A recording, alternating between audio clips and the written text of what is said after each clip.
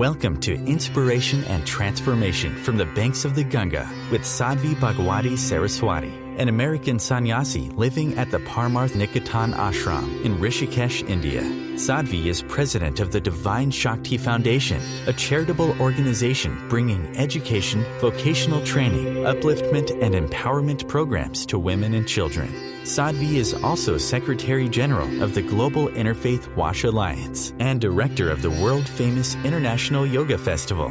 Join the musings of an American sannyasi as Sadhvi shares the wisdom and teachings of her guru, His Holiness Pujya Swami Chidanand Saraswatiji.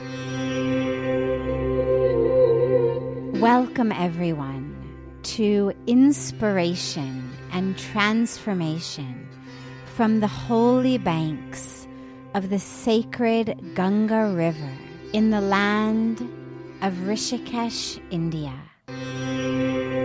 So, a lot of people tragically think that giving in and giving up are synonymous with this spiritual virtue of surrender, of peace. Spirituality never says, thou shalt be a doormat. Spirituality doesn't say, become a slave to whoever it may be who wants to dominate you. Spirituality doesn't say, give up your freedom into another's ignorance or another's illusion or another's agenda or another's ego. Spirituality does talk about choosing peace and choosing love in every moment. But remember that that includes you. And so a lot of times when we think we're choosing love, we forget that we're supposed to also be choosing love for ourselves. When we think about choosing peace, we're supposed to be choosing peace for ourselves as well, not just for the person who's trying to dominate me or fight with me. And so, if you're being dominated, and especially if you're being dominated into doing things that you know are not right, not in alignment with your dharma, not in alignment with spiritual truths, not in alignment with the higher purpose and meaning, not in alignment with the tenets, the virtues of spirituality. By going along with that, you're actually creating more conflict. Maybe not in the moment, but that's just a very, very superficial way of looking at it, because what you're saying is to avoid conflict in this exact time and space, this intersection of time and space, I'm going to allow the seeds of adharma, unrighteousness, to be planted, to sprout, to blossom. Picking up, uprooting a little sprout or a seed is much less violent than trying to uproot a tree. So, yeah, it disturbs the soil a little bit, but a lot less than trying to uproot a tree.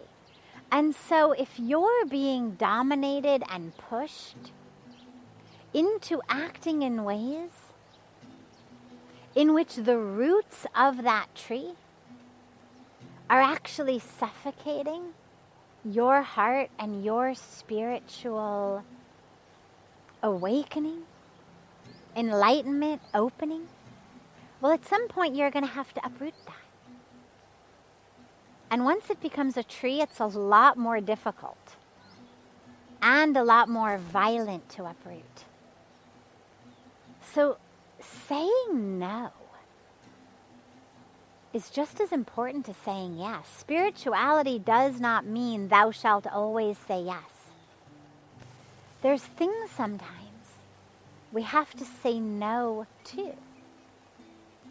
we say no to acting in ways, living in ways that are out of alignment with our truth, with Dharma, with our core spiritual beliefs, that are out of alignment with ahimsa, satya, right? You look at the yam and the niyam of a yoga practice.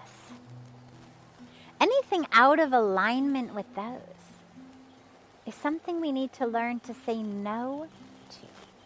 And anything that infringes upon your freedom, we need to say no. And it's also important to realize that that doesn't mean we have to change people. Somebody may still want you to act a certain way, to be a certain way, to think a certain way, to believe a certain way. And that act of simply wanting is not something that is forcing you.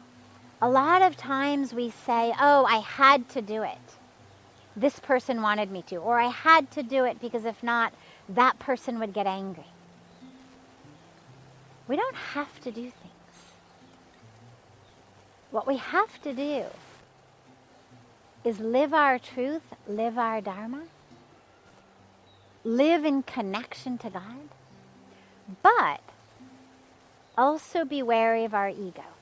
Because a lot of times, it's very easy for the ego to play as the one with your highest interest at heart.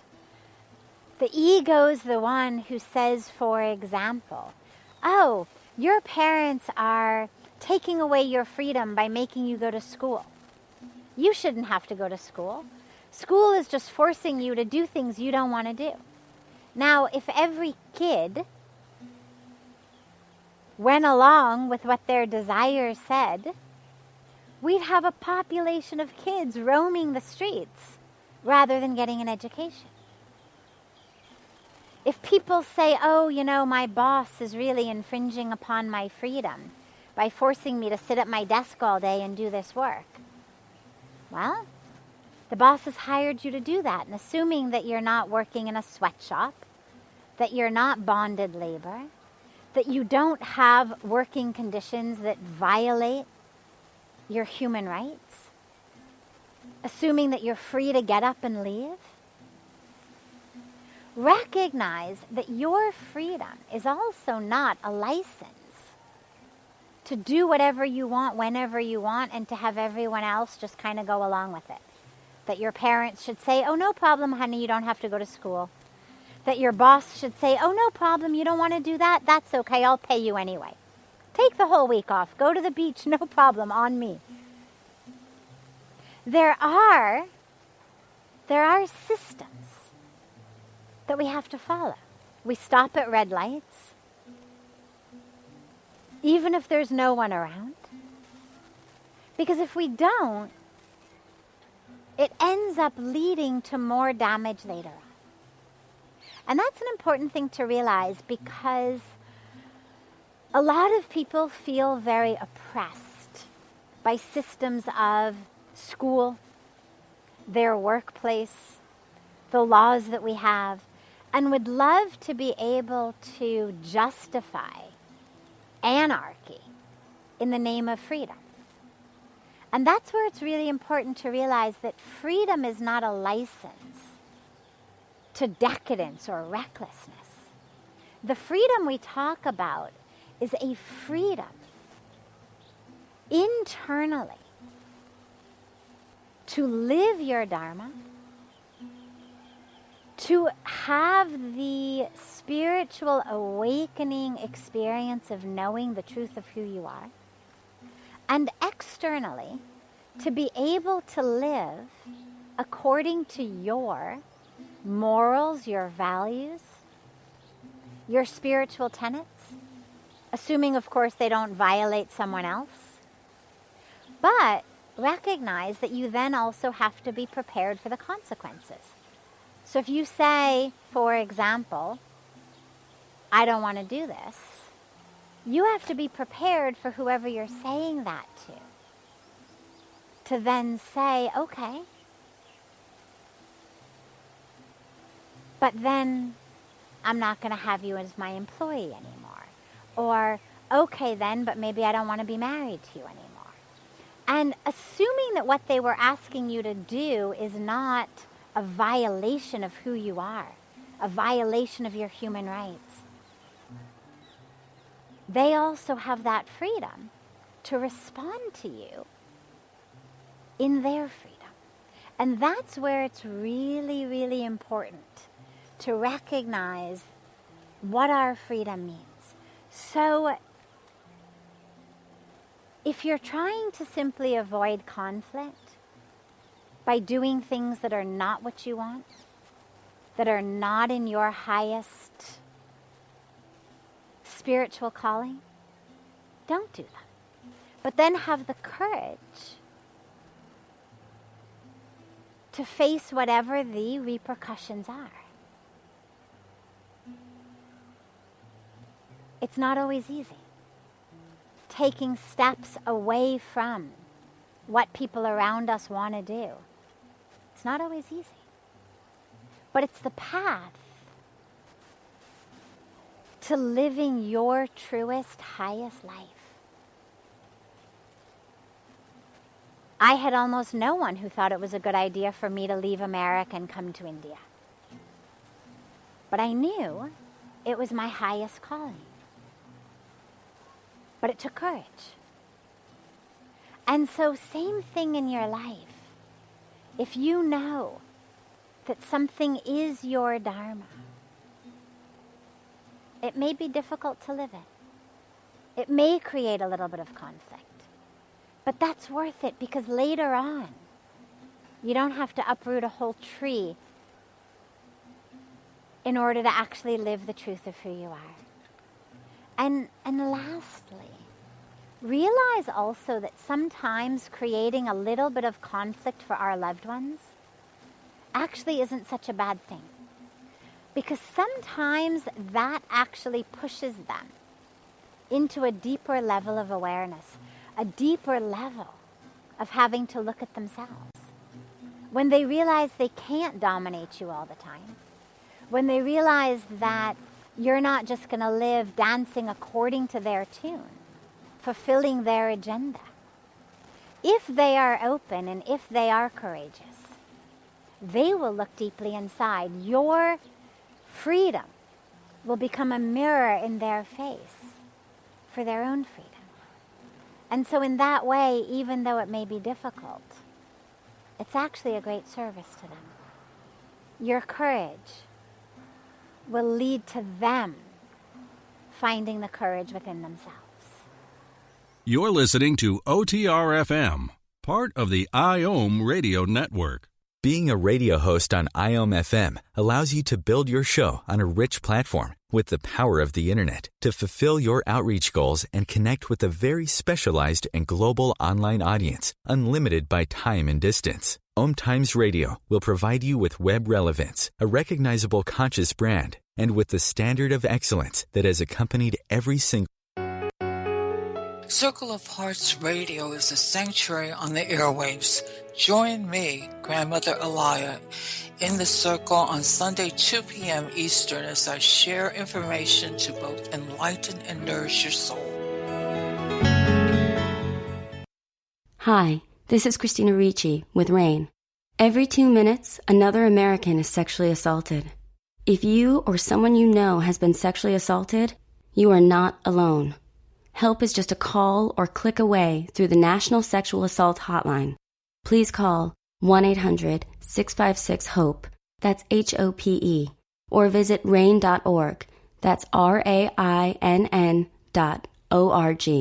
Brought to you by RAIN and this station. Welcome back to Inspiration and Transformation. I'm so glad to have you all back here with me. To be aware of Atma in every transaction, meaning every minute, every moment, Because of course you don't want to be aware of Atma only in transactions. You want to be aware of Atma in every breath, every minute, every moment. And we become aware by recognizing that Atma is the core of who I am. So I'm the one who is walking. I'm the one eating. I'm the one drinking. I'm the one working. Who is that I? Most of us are aware of the I in every moment, but we're aware of it physically.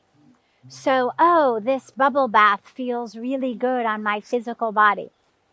This yummy meal feels really good. This hot cup of tea on a cold day or cold drink on a hot day feels really good. Or we're aware of the I on a mental level, an emotional level. How dare you look at me like that? That doesn't feel good. Don't be mean to me. Or, that feels so good. She was so nice to me. So we actually are aware of I in almost every moment. But we're just aware of a much more shallow form of I than the deep form of I. And so being aware of Atma in every moment simply means dropping down into a deeper awareness of who I am. And that's where our meditative practice is so important, because if I don't have the awareness of I as Atma, as pure consciousness in my meditation, I'm not going to be able to bring it into every moment.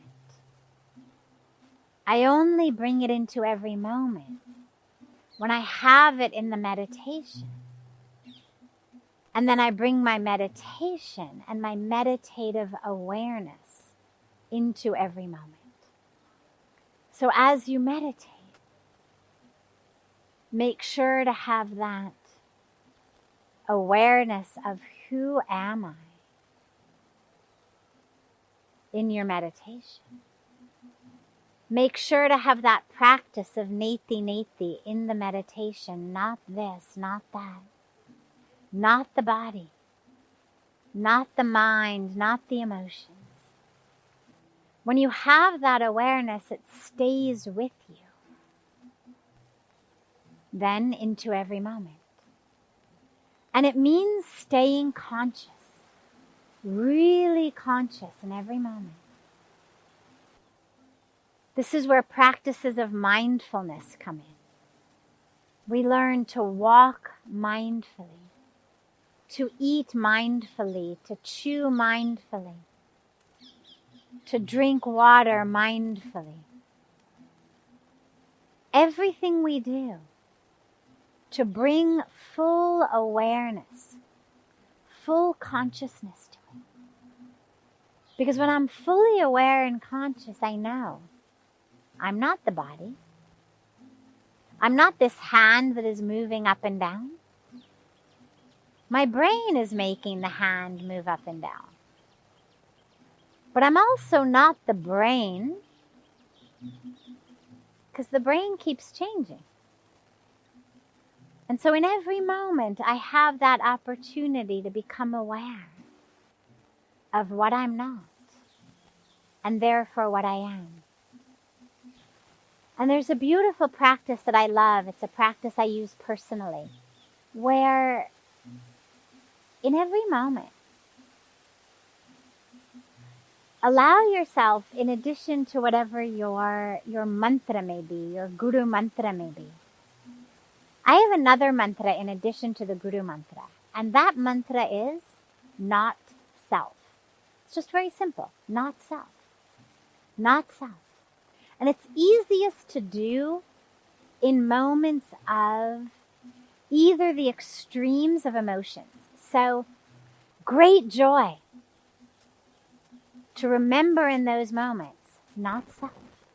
Meaning whatever it is that I'm super happy about, something worked out really well. Even in that moment of great satisfaction, to remember not self. Or a moment of having and really enjoying a beautiful meal, to remember not self. Having a cool, beautiful shower on a hot day, the body goes, but to remember, not self. And in the same way, on the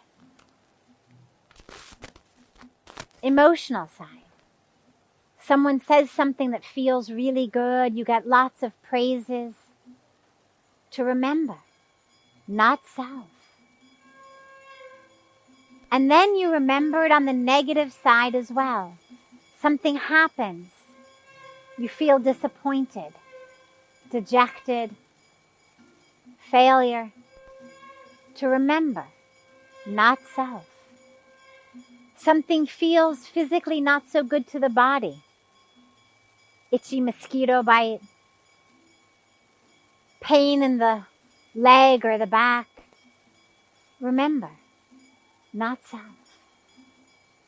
And then similarly, with the emotions, someone says something that hurts. Something happens that hurts. You remember, not self. And as you remember what you're not, it automatically takes you back into what you are. So you could do it either way. For me, I like the practice of not self. But you could do it the other way. You could also say, Atma is self. You could say, Aham Brahmasmi. You could say, Soham. You could say whatever works for you to remind you. I am soul. I am spirit. I am love. I am consciousness. What matters is keep remembering. Keep doing it.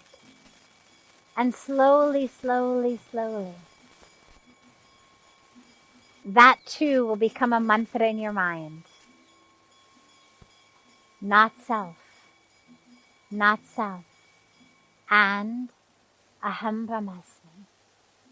So you'll remember that which you are not and that which you are. This is OTR-FM, part of the IOM radio network. OMTimes magazine is one of the leading online content providers of positivity, wellness, and personal empowerment. A philanthropic organization, their net proceeds are funneled to support worldwide charity initiatives via Humanity Healing International. Through their commitment to creating community and providing conscious content, they aspire to uplift humanity on a global scale. OMTimes, co-creating a more conscious lifestyle. Do you have time to read that inspiring book or that blog post you've been meaning to get to? In your busy world, how do you improve yourself and keep your life going? I'm Lisa Kay, and my Between Heaven and Earth radio show can transform your life just by listening. Be uplifted with inspiring topics, positive stories, and ideas that really work. Between Heaven and Earth radio is conscious living for your soul, every Wednesday at 4 p.m. Eastern Time. Like Baldwin with People for the Ethical Treatment of Animals. I grew up loving circuses and other traveling animal shows, but it never occurred to me what life might be like for the animals. Training wild animals to do things they don't understand takes force. Routine discipline with a hook or whip with the heel of a boot shows the animal exactly who's the boss. Don't patronize animal acts. Please contact People for the Ethical Treatment of Animals. 757-622-PETA. Welcome back. This is Sadhvi Bhagawati Saraswati with inspiration and transformation. I've been hearing a lot about spiritual bypassing. I can't seem to understand it, because to think that we can bypass any spiritual developmental milestones is an illusion. What is spiritual bypassing? So, spiritual bypassing is a term that refers to the process through which, due to very deep, very beautiful, very profound, very real spiritual experiences, we think that we are done. For most of us, we have many different processes going on.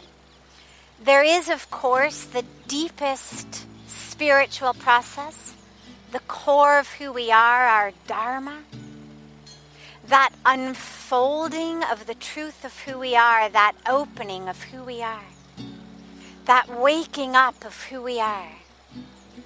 That's the corest, the deepest process and level. But most of us also have levels of mental process. And I say most of us, it could almost be all of us, but there are a few who, having come into an enlightened family, coming into a truly beyond unique exception, managed to be born and raised in a family, in a situation where every minute of the day they are simply seen in the fullness of themselves as divine beings, where the people around them see each other as divine beings, where that nature within them is cultivated, groomed, watered from the time they're born. Children who never in any way end up experiencing the repercussions of a parent's stress or a parent's tension or a parent's confusion or anger. So you can see as I'm telling this, it sounds very much like a fairy tale situation. So most of us do have these mental processes, but I know there are occasionally situations. So for that we say most of us. The mental process is a process in which, during our childhoods, during our time of ego development, during our time as we grow and we understand who we are in the world, we end up developing what we call sanskaras, or personalities, or identities, or complexes, or neuroses, or issues. I mean, there's so many different words that dance around the same process, which is basically the nonsense in my mind. It's basically the stuff in my mind that isn't working for my own awakening, that isn't working for my own enlightenment, that isn't leading me toward a capital T truth, but rather that says things like, oh my God, you're so stupid, or that person's really ugly, or you're not good enough for this, or that person isn't good enough for that. Whether it's judgment of the self, judgment of others, that mental process is that which holds us back in a lot of ways. It's what keeps us stuck. It's what keeps us stuck in relationships with each other, relationships with ourselves.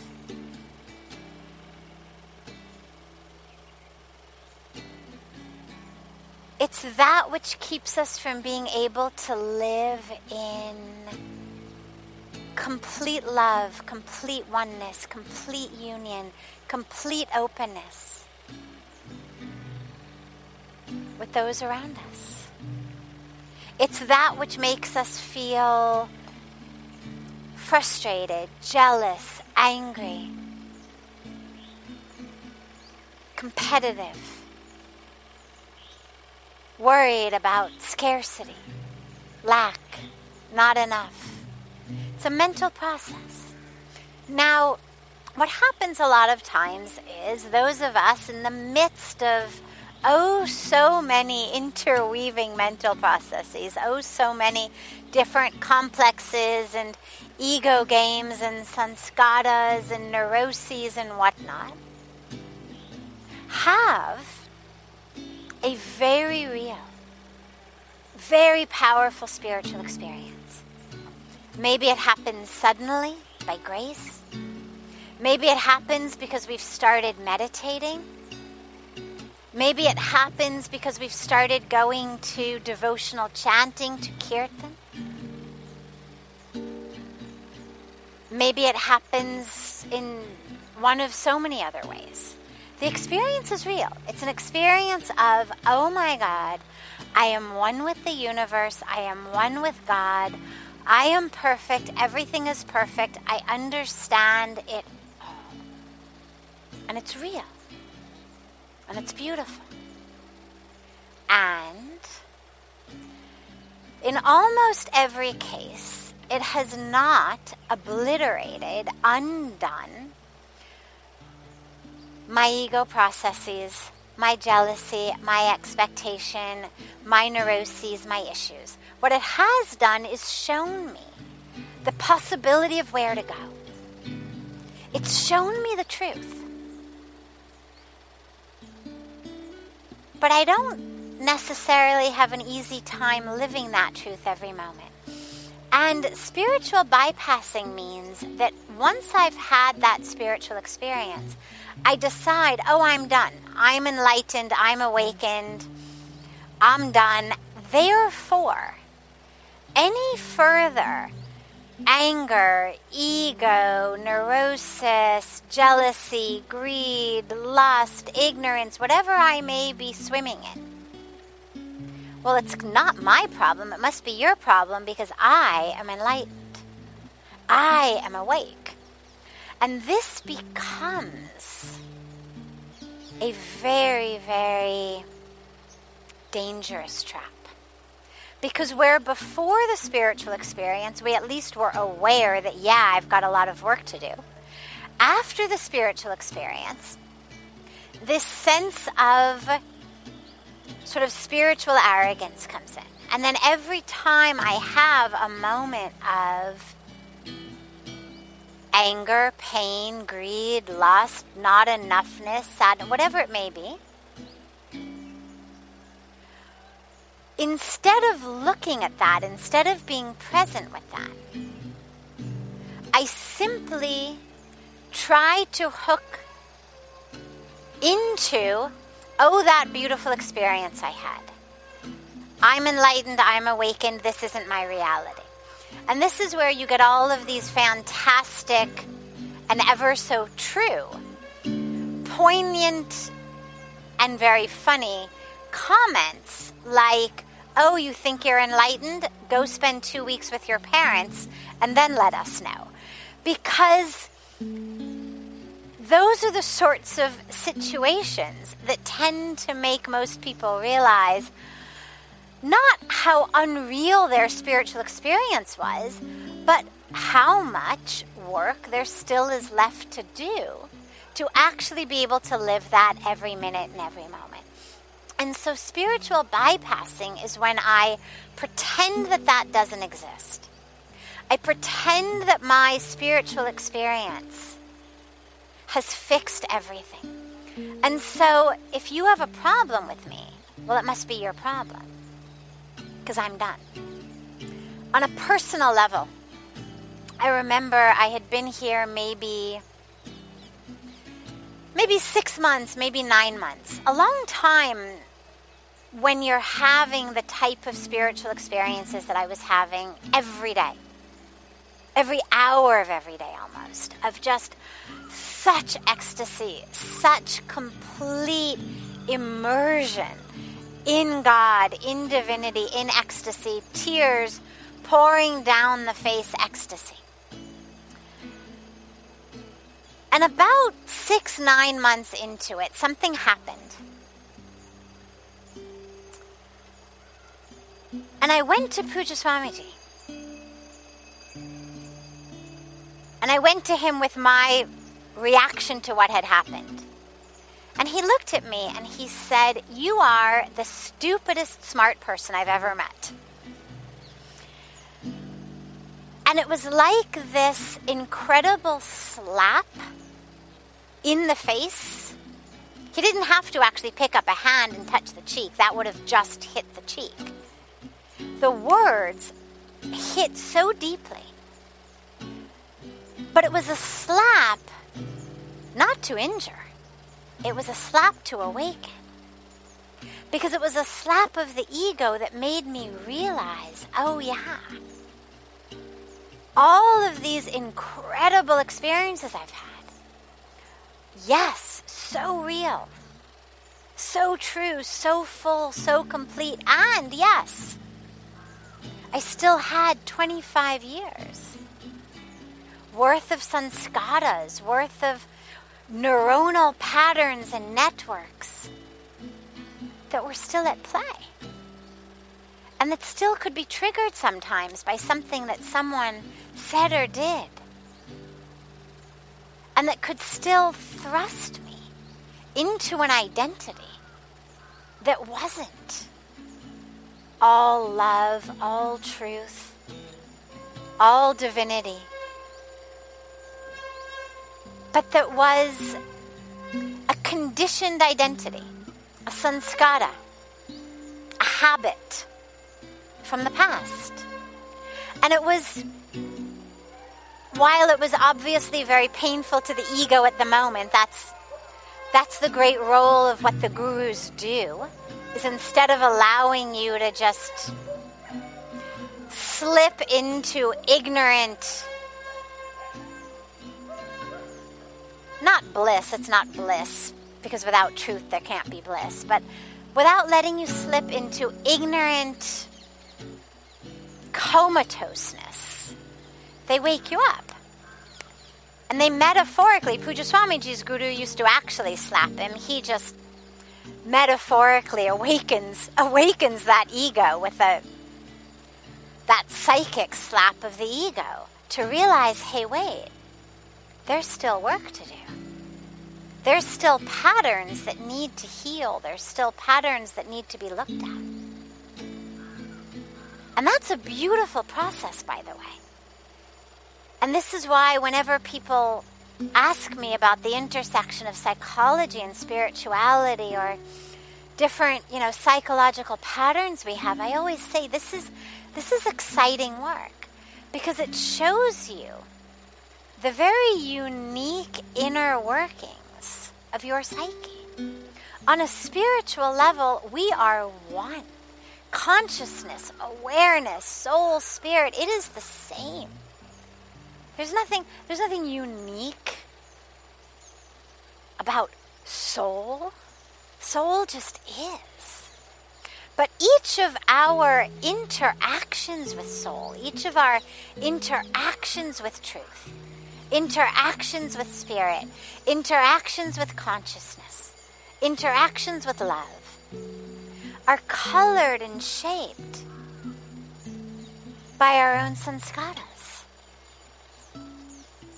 by our own egos, by our own minds that have been conditioned in our lives. And that's where the psychological work is so beautiful, to be able to look in and finally realize, oh wow, yeah, now I get it. Now I know why that silly thing bothers me so much. Now I know why this. It's not the other person, it's me. And again, not with any guilt or judgment or criticism, just with pure awareness of, oh yeah, there's that pattern.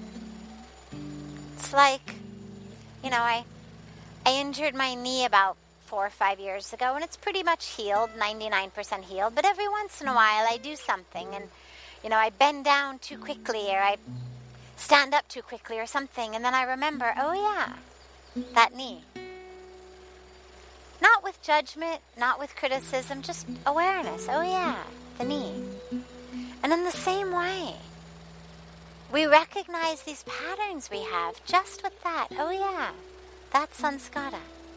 Oh yeah, that pattern. Oh yeah, that history. Not to do that, to deny that, to pretend that doesn't exist, to move through the world with the I am perfect, everyone else is the problem. I am enlightened, I am awake. If you have a problem with me, it is your problem. You must be the one in ego. That's spiritual bypass. To believe that I am somehow free of patterns, of sanskaras, of ego, simply because I've been graced with an extraordinary, exquisite, ecstatic spiritual experience. That's spiritual bypass. So you see it. You see it a lot in the spiritual world. It's the non-functioning people in spiritual communities. It's the, yes, I meditate, yes, I, do sadhana, oh yes, I've had these beautiful spiritual experiences, but don't come near me because you're going to ruin my peace. Don't say that, it ruins my peace. Don't ask me to do this, it ruins my peace. Don't look at me like that, it ruins my peace. Do whatever I say because I'm the enlightened one. And you see that. Oh, I don't need to do that, I'm enlightened. You sadly see this a lot. And so that's where the term comes from. And it's a beautiful reminder of the beauty of our own psyches, the beauty of our own unique makeup. Not as something to get stuck in, not as something to identify with, not as something to take over our lives with, processing it, drowning in it, rehearsing it, rehashing it over and over and over again, such that we literally just live in the past, but simply to be aware of it. And wherever there's blockages, wherever there's stuckness, wherever there's darkness, to be able to look at it courageously, vulnerably, to acknowledge it, and to help it heal in whatever way in our individual processes we work with ourselves. This is OTR-FM, part of the IOM radio network. OMTimes magazine is one of the leading online content providers of positivity, wellness, and personal empowerment. A philanthropic organization, their net proceeds are funneled to support worldwide charity initiatives via Humanity Healing International. Through their commitment to creating community and providing conscious content, they aspire to uplift humanity on a global scale. OMTimes, co-creating a more conscious lifestyle. Do you have time to read that inspiring book or that blog post you've been meaning to get to? In your busy world, how do you improve yourself and keep your life going? I'm Lisa Kay, and my Between Heaven and Earth radio show can transform your life just by listening. Be uplifted with inspiring topics, positive stories, and ideas that really work. Between Heaven and Earth radio is conscious living for your soul, every Wednesday at 4 p.m. Eastern Time. Like Baldwin with People for the Ethical Treatment of Animals. I grew up loving circuses and other traveling animal shows, but it never occurred to me what life might be like for the animals. Training wild animals to do things they don't understand takes force. Routine discipline with a hook or whip with the heel of a boot shows the animal exactly who's the boss. Don't patronize animal acts. Please contact People for the Ethical Treatment of Animals. 757-622-PETA. Welcome back. This is Sadhvi Bhagawati Saraswati with inspiration and transformation. So, Jivatma is, you can think of it as my individual soul. So we'll come back to a metaphor, but for the moment, Jivatma is my soul. The soul that is interacting with my very physical life.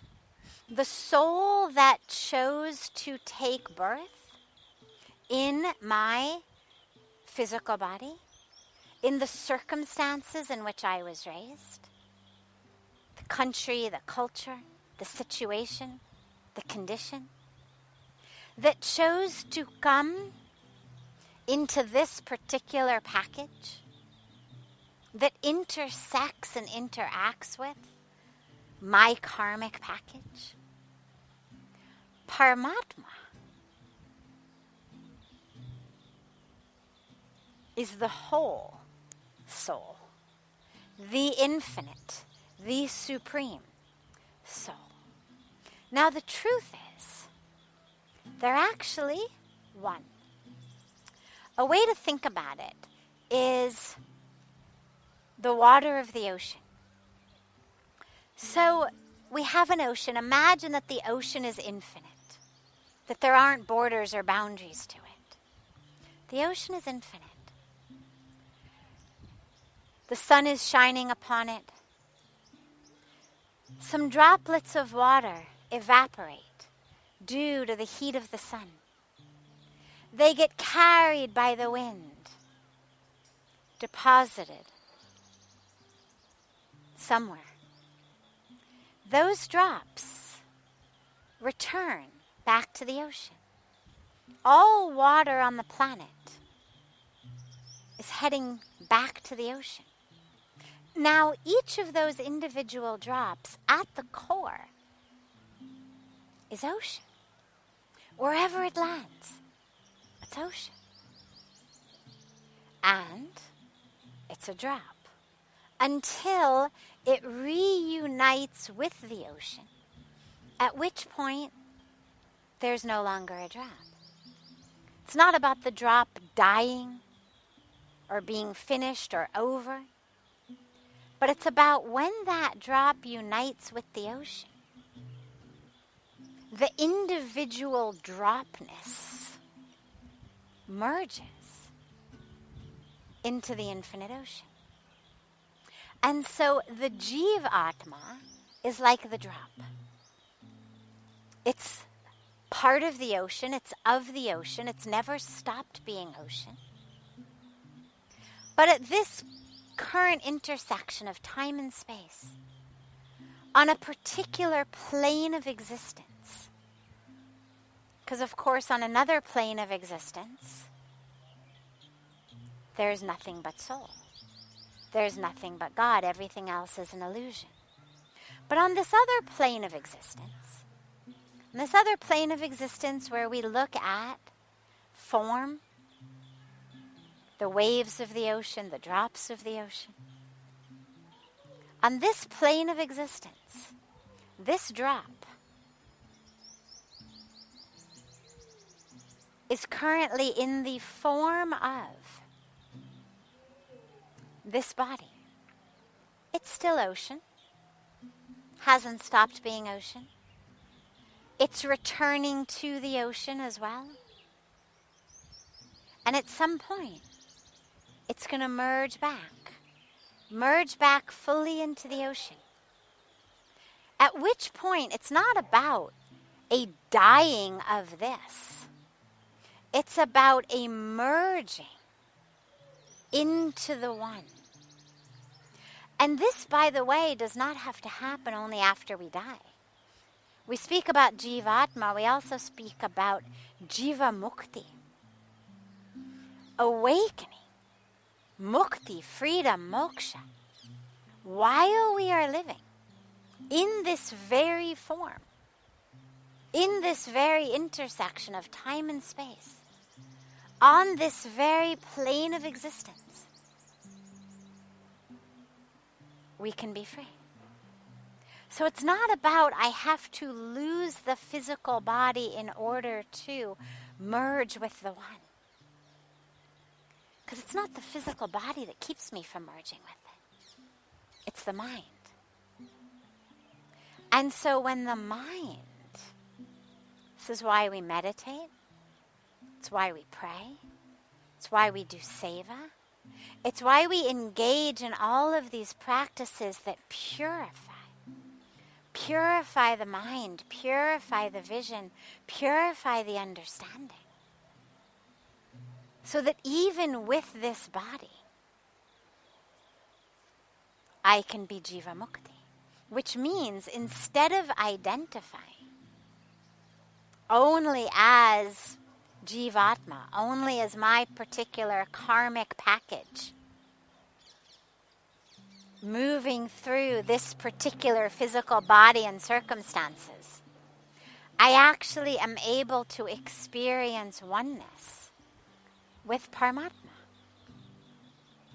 Because the truth is, we speak about souls, plural, and on one plane of existence, as I said, yeah, that exists. But on the highest plane of existence, there's only soul. It's like in the ocean, there are waves. And on the most superficial level, on the surface, yeah, there are waves.